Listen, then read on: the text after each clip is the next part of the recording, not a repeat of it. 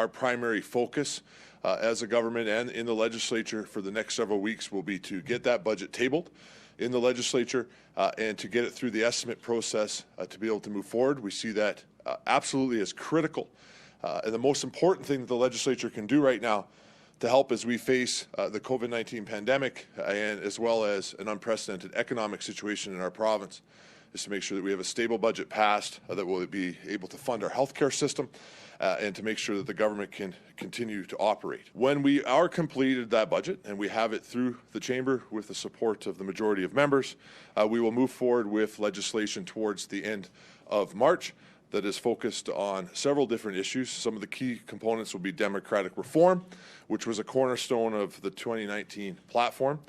There'll be some key themes around that, beginning with the Citizen Initiative Act, which will give Albertans the power to petition government to legislate policy or constitutional proposals once a certain number of signatures is met on a specific issue.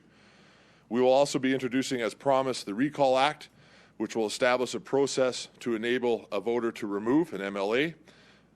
municipal councillor, mayor, trustee, or school board trustee from office between elections. In addition, you will see another platform commitment come to the legislature after the budget is done called the Freedom to Care Act. If passed, it will recognize nonprofits' contributions to the province and set out provisions to inform nonprofits of regulatory exemptions that are available to them. The legislation would support charitable groups that need a common sense exemption from certain regulations and address volunteer liability and protections based on the Nova Scotia model.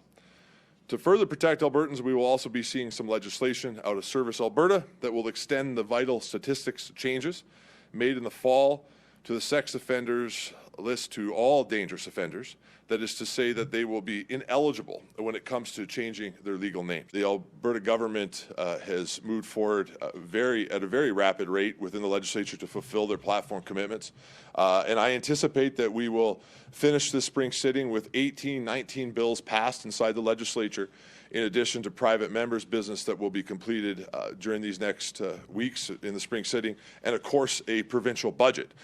which will be passed through all of the processes that are required for that. So this is not light, certainly is on par with what you would see for an average spring sitting. I think what is a little bit different than most sittings when we come back in the spring is we would mix portions of budget process while at the same time as trying to complete some legislation in the evenings or at other times. But it's, again, with the fixed